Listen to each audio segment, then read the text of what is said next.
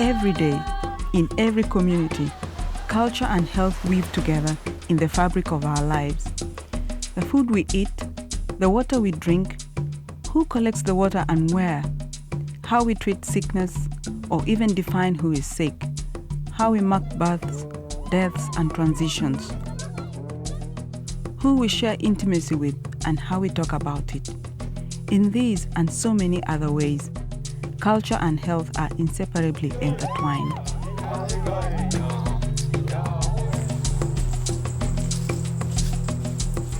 Join us as we travel to Kenya in East Africa to explore this connection through the work of 4 community groups, each of which is preserving, reviving, reassessing, or adapting cultural traditions to meet their community's needs in the modern world.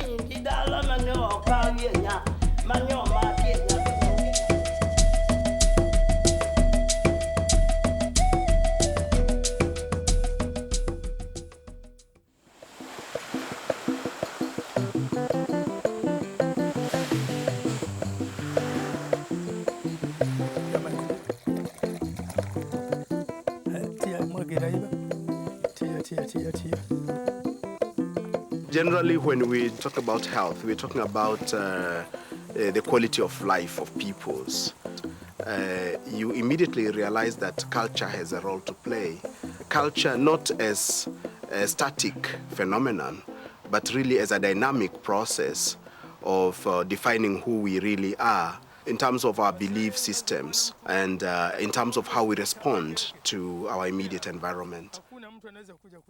Linguist Kimani Njogu is particularly interested in the cultures of coastal Kenya and in their long tradition of practicing herbal medicine. Today, Kimani is visiting Digo herbalist Mzee Abdullah in a village south of Mombasa. Coming from Africa, one always thinks, well, female genital cutting, for example, that is immediate. That's something we need to intervene. Or certain other harmful cultural practices. But they tend to forget that there are certain other cultural practices whose value has not been significantly appreciated. Take the botanical gardens, for example, and the revival of herbal medicine in this part of the world. Tuwa mgonjwa, kwanza anaanza kumpima. Unampima. Nampima mgonjwa. Namjua ni nini, anasababishwa ni nini. Kiwa pengine wengine amekanyaga uchawi make, kimijikenda kwetu, hata si mijikenda Afrika, kuna madawa otegwa. Kiwa amekanyaga dawa uchawi, basi nitamwagua. Au ni maradhi tu ya mwili hivi na mtibu.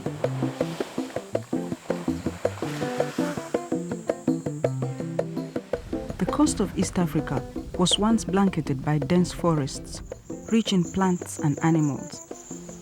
These forests, or kayas, provided food, shelter, and medicine for their inhabitants.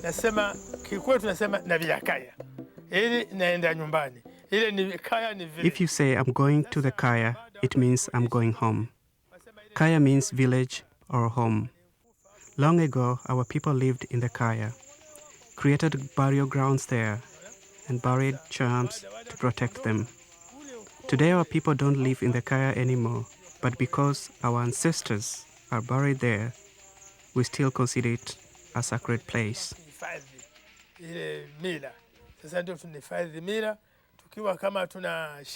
If we have a problem, like a disease or a bad harvest, we go and pray to the ancestors in the kaya.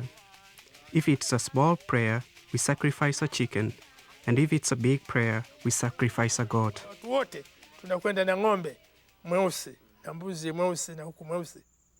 Today, only small fragments of the original coastal forest remain, and even the most sacred and important of these face pressure from agriculture and development. At Kaya Chare, 15 acres was sold to a developer. On this other side, there's Kaya Upunguti. I just heard a rumor that it was sold. And on the other side, there is Mayapei. This area of the beach has lots of problems because of tourist development. It is an area tourists visit, and each one of them wants to buy a plot. They just bring their money and they don't care about us. I think that the Kayas are a unique feature, you know. They're a unique feature in a number of ways. The fact that they are environmentally, significant. The Kaya is the epitome of people's history, as a representation of where people came from and where they are. You have a space, that is significantly uncontaminated by Western influences, a space that is historically significant, culturally significant, botanically significant, as well as environmentally, significant.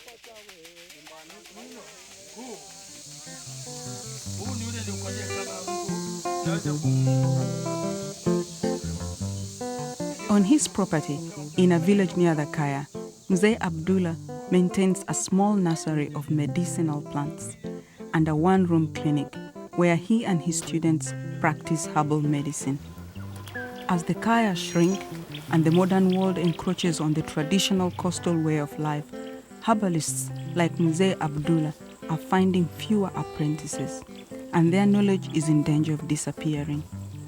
But a small grant has allowed Abdullah to take 3 apprentices and pay them a stipend while they study with him.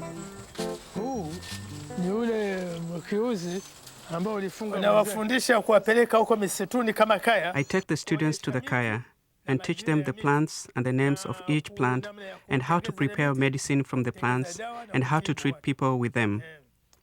I teach them the names of medicinal plants in Kidigo, Kiswahili, and English too.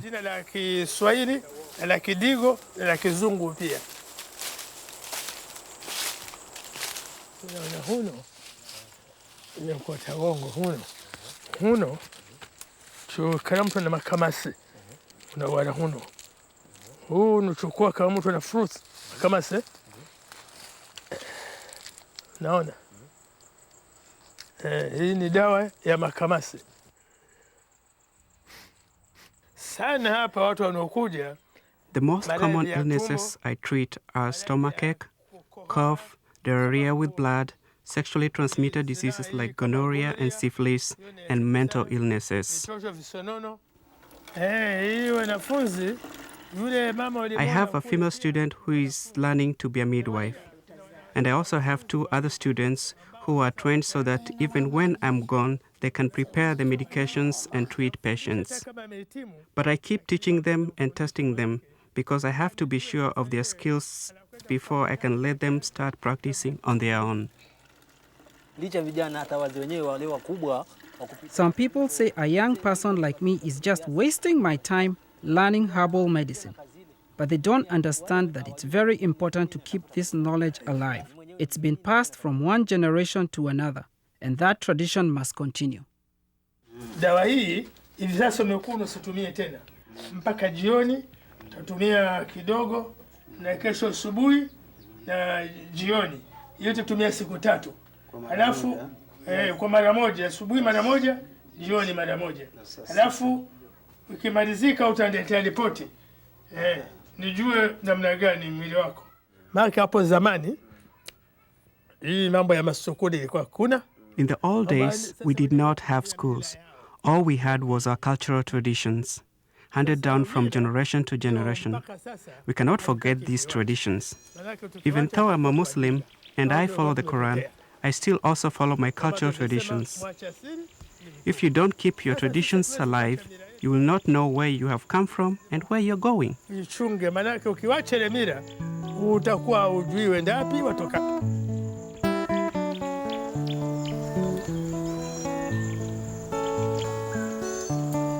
The time has come for us to think about the world as our home, that the Kaya is relevant to the Americans, it's relevant to the Asians, to the British. It's relevant to every person in the world. It's not Abdallah's responsibility. I think it's our responsibility as human beings to be able to identify that which is enhancing of humanity and to protect it and to promote it and to ensure that no harm, gets its way.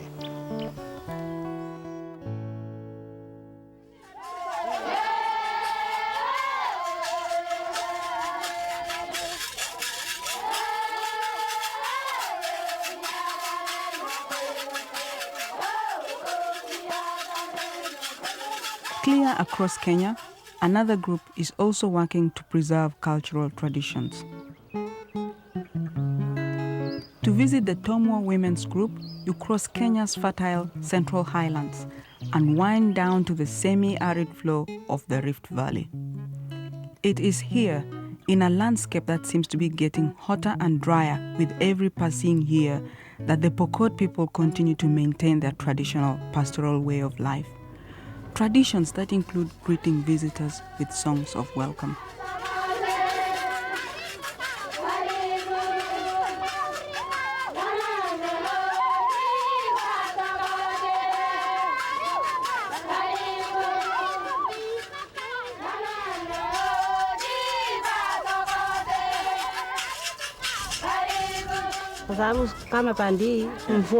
The problem we face is food shortages. Because there is no rain in this area. Right now there isn't any grass growing, so there are no cows.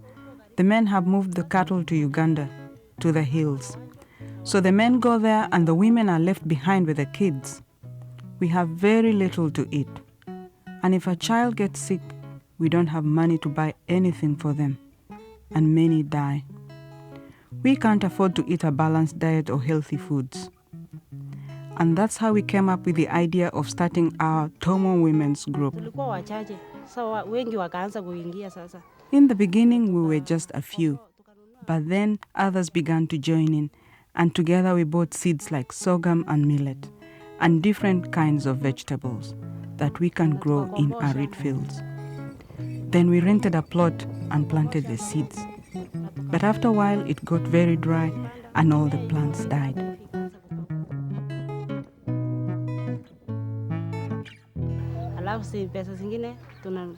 The group also started making traditional beaded gourds, and this is what now brings us a little income.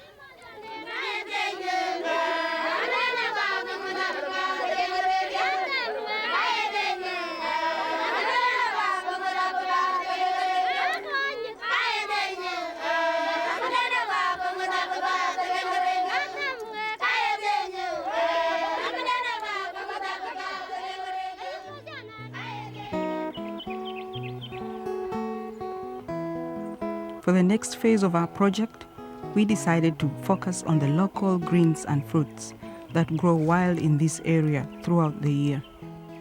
Tukapata wasee kwa sababu wasee ndio walikuwa wanajua sana kuhusu hii chakula ya kienyeji.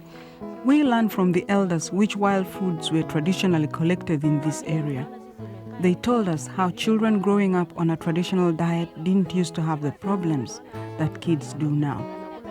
Kids who just eat an unbalanced diet of modern foods like maize and chapatis can suffer from kwashiorkor, malnutrition, and other problems. It's a problem which is not only Kenyan but also found in the rest of Africa, I would say. People have tended to ignore their traditional foods. This started during the colonial era, and that sort of a negative attitude has persisted all the way up to this moment. So in most parts you find foods which are exotic, which are expensive, which they can only get from the markets.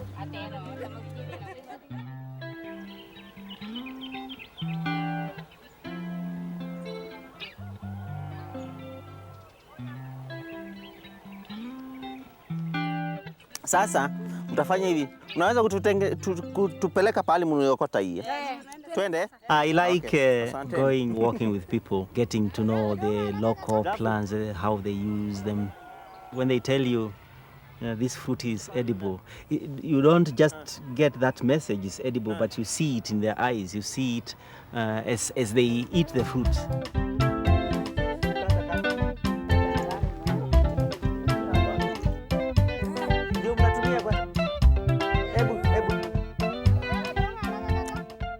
These fruits, they are locally known as kenyat. The scientific name is Ximenia.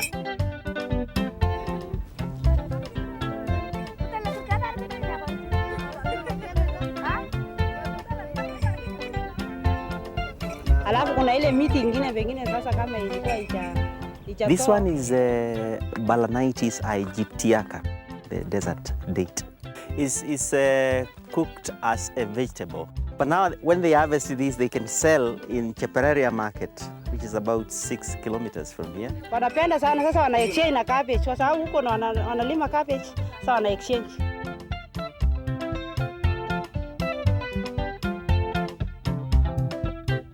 They are saying virtually everything is a source of food here.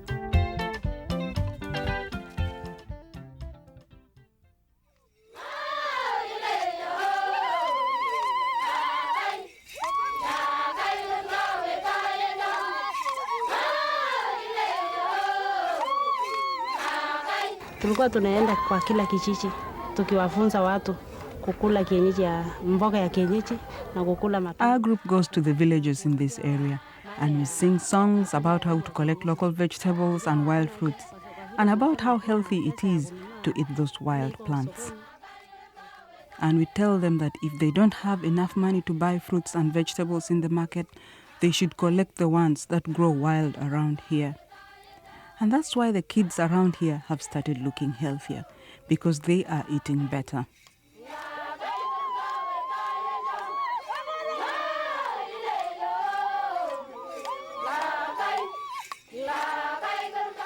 Kwa hapa Tomo, hapa within hii women group wanaishi hapa.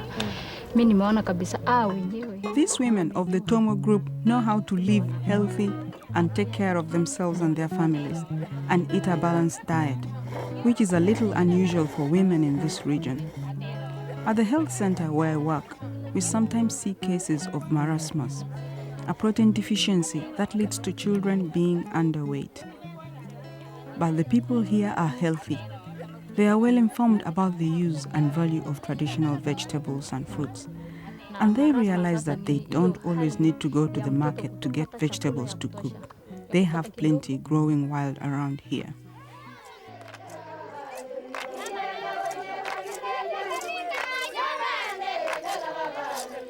For this particular group, the intention to not only pass the knowledge but also to have it documented within the group is quite commendable, because the world over we are depending on very few species for food.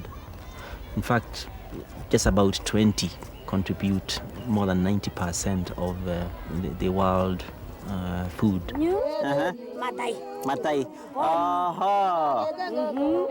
If we diversify what's edible, then we are not only increasing the benefits we get from these plants, nutritional benefits, but we are also increasing the food which can be obtained by people. For the Pokot women of the Tomo group, returning to tradition has not only improved their nutrition, it has also provided a new reason to preserve songs, dances, and crafts as a way of communicating to their community about the importance of a balanced diet. But not all traditions are as healthy as the local foods of Pokot. Among the Kikuyu of Central Province, a rural woman's day begins by fetching water, which she carries home strapped onto her back with what is called a mukwa.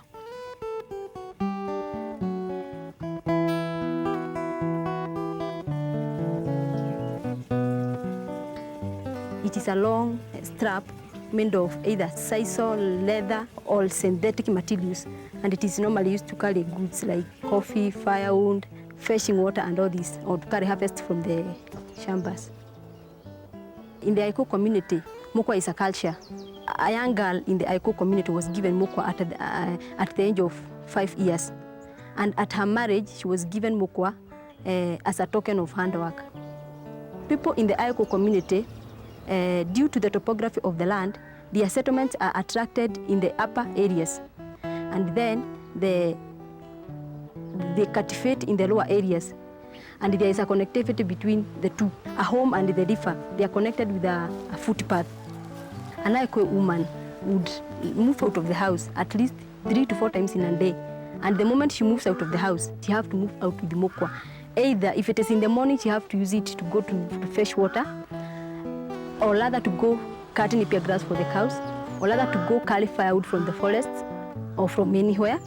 So she have to use this item. She have to move out of the house with this item, mokwa.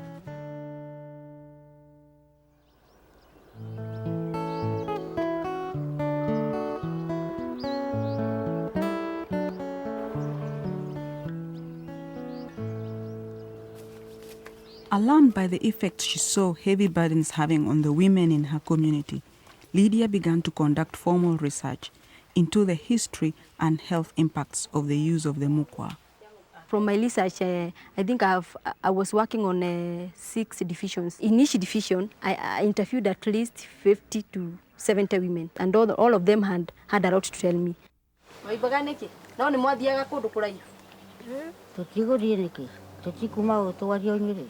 Leo nyeri ukuite irandå rä u akua irandå utware nyeri twagitwaraga irandå kå iru twagithiago magå rå gå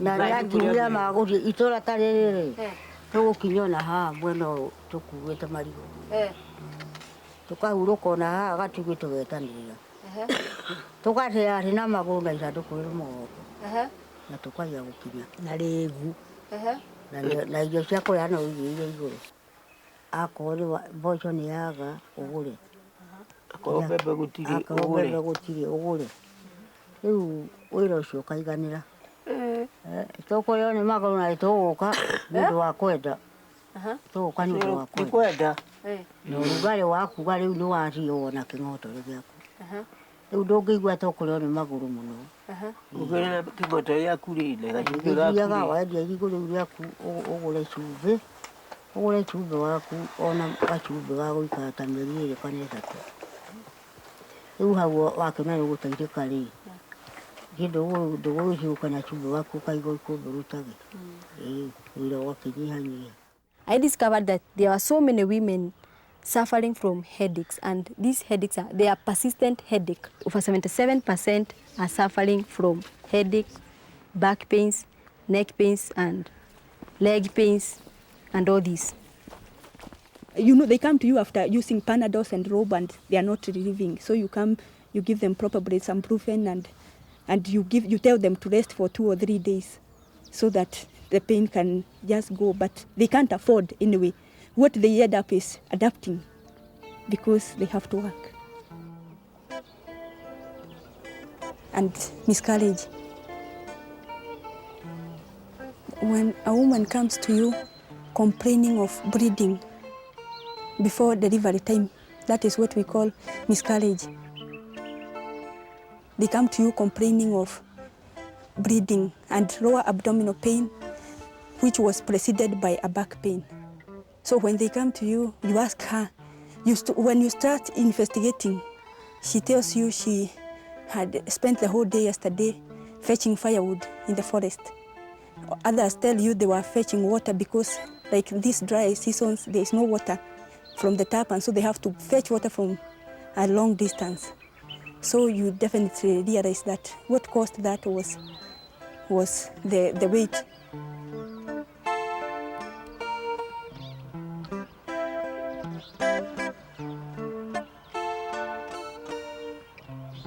Personally, from the research I did, I don't know why mukwa was being made by our men to be used by women.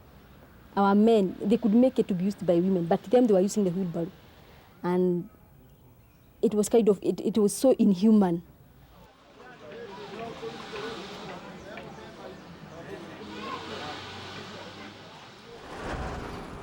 When I tried to talk to my women about the wheelbarrow, they could not want to leave mokwa. You know, some very old women would tell me, I stop using mokwa, I use what? What can I use if I don't use mokwa? Lydia was frustrated by the fact that gender roles were so deeply entrenched that she could not convince women to use wheelbarrows. So she settled on a more gradual approach to changing the culture of mukwa by fostering discussion in the community. She began by developing a display in a small local museum. She called it the Pains of Mukwa. Nigeria no gole no mone ni development ya mukwa kuma ule alwate ne ndio ni moyo mekwa ni ya joa ngo alwate ne uma kurirwa kugathie tuthie tukiona mekwa ya area ethire industry na ni weno ngo tuthie tukiona mekwa eno ya saiso ino ni o area twina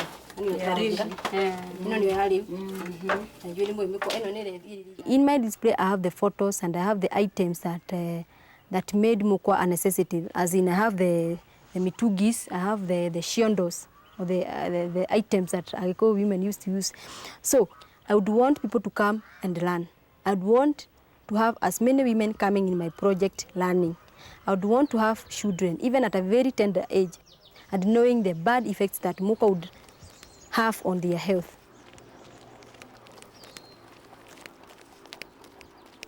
In my mukwa project, I've modified my mukwa, and in my mukwa, I've made a back pad, and I've also made a head pad. And the reason why I came with the head pad was, by the time I was visiting my women, I was asking them, suppose we modify this mukwa. If you won't use a wheelbarrow, how can I modify the mukwa so that I make it more friendly? Yes, because they are not going to stop using it. How can I make it more friendly? It is very hard to change people's culture. It's not very simple. It takes time to change people's culture. But I would want to make this item more friendly to my women. As in, I know it will change. I'm a girl and I would want to see other girls doing well. We are also capable of learning and we can do better than even boys. Yeah. And we also have a right to do well. And we can.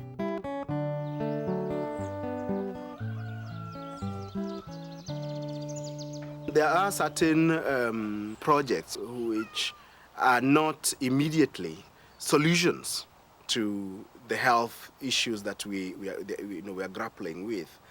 Now, of course, the Mukwa project basically started important, discourse on the dangers that go with the Mukwa, the miscarriages, for example, the bent back.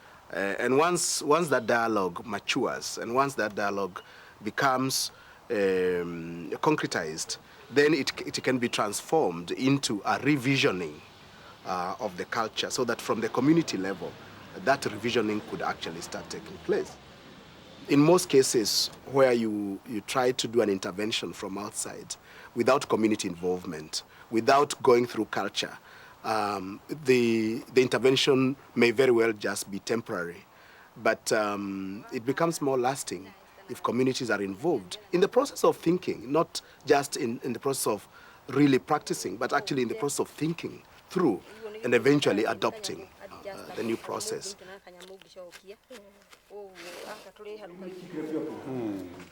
While Lydia struggles to change the culture of Mukwa, other groups are working to evolve, alter, or reinvent cultural traditions, creating new forms to help them cope with modern issues.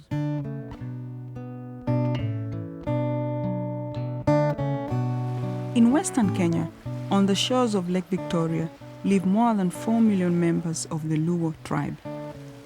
HIV has hit the Luo particularly hard, with infection rates above 20% in some parts of Luo land. The Luo community are basically fishing people. We are right on the lake. The activities here mostly are fishing or fish trade. The women do fish retailing. Most of the men are fishermen. Most of the community here are very poor. And most of these girls come from very poor families where if they get 2 meals in a day, it is exception.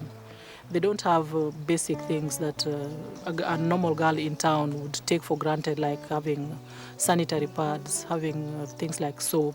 So if they get people like the fishermen, who are the ones who have money, because they're the rich people in the community, and they are able to buy for them something like soap, they will exchange sex for soap. Maybe it is a cup of tea, because a cup of tea is not something that people have every day in this community. It's something special. And if it is with bread, that is even more special. And if he asks for sex in exchange, they don't see what's the problem. After all, it's something I'm going to do just once and I'll have what I want. In Luo tradition, girls in puberty went to a grandmother's house to learn about sexuality. And boys went to a grandfather's. But in recent years, these traditions have faded as youth and elders have become increasingly disconnected. We found that there was really no communication. The old people were sitting back saying, these young people, they're messy, the girls are getting pregnant, the young men are going into drugs, they are into alcohol. Nobody's listening to us. We cannot talk to them. And when we talk to the young people, they were saying the old people know nothing. The only thing that they want to do is lecture you. They want to tell you how they used to do things long time ago. This is not long time ago. They were not talking. So we decided to come up with this program where the young people and the old people could come together so that there could be a dialogue. When there's a dialogue, at least the young people don't feel scared to go to talk to old people if they have a problem. And likewise, the old people are able to go and talk to the young people.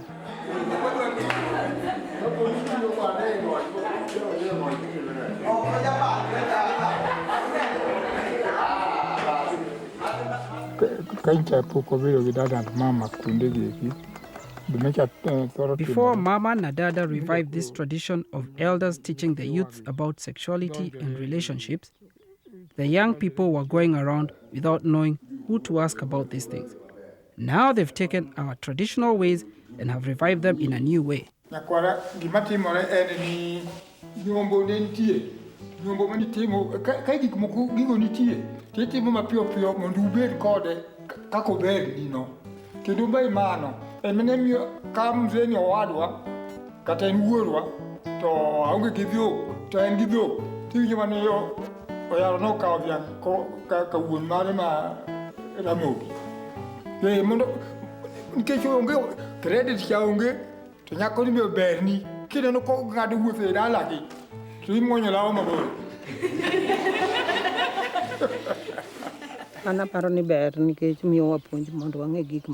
long time ago, the boys and the men learned things separately, in what we call the duol, and the girls learned from the women in the siwinde, and what each knew they kept to themselves. But now, we are all coming together and learning in the same forum. I think it is very good to revive our tradition in this way. It makes me happy that our community is changing, that we can talk about these things honestly and directly, especially to the girls, because back in my day, we didn't have AIDS. The Mama Nadada program has constructed a center in the village where, in addition to the sessions with elders and youth, they also run sessions just for girls, offer vocational training, and provide a safe space for youths to come together just for fun. But their work to empower girls and create an intergenerational dialogue about sexuality has forced the community to grapple with how to simultaneously preserve its cultural traditions and adapt to the realities of the age of AIDS. The Luos looked after three things. They looked after a girl, they looked after a woman, and they looked after land, because all these were the bank, they were investments. So it's true that they looked at the women. They still do look at women as their property. But AIDS has changed everything. That is true. So I would say that what we've been doing is actually having kind of a traditional revolution. We are trying to tell them that our traditions, they were there for a reason, and our traditions are really good. It is what kept us. It is the fabric that kept us together. But it's a difficult thing. You don't know what traditional things to bring into the new way and how it is going to mix and what is going to come out of it. So we are actually just taking it as we go. sometimes I can see that the community sees that it is going too far, but at the same time, they love to have those girls who can stand up for themselves, who can look at people straight in the eye and say something. But when they look back to their traditions, which never allowed girls to look at people straight in the eye, because we were told when somebody is talking to you, you look down. They are confused about it, but at the same time, they like it. So it's this mixed feeling of it is good, but at the same time, is it really is it taking too much away from us? So I think at some point they are going to settle in it and say that it is good to have an empowered girl, even though it is not what we are used to.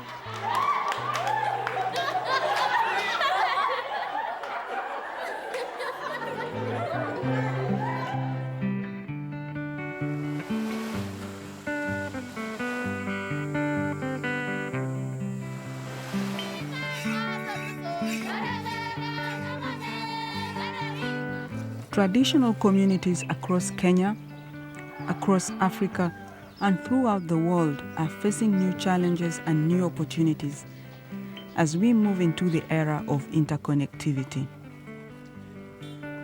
Which traditions will be preserved, revived, discouraged, or adapted to meet new needs? Where is the equilibrium between the preservation of local traditions and the integration of global influences? These are challenging questions. In the end, the best and deepest answers can only come from the communities themselves. Culture is dynamic. Culture is ever changing. You know, we are creatures that have that capacity to redefine our roots in view of current thinking. That creativity, that revolution is an affirmation of the inevitable dynamism of human experiences.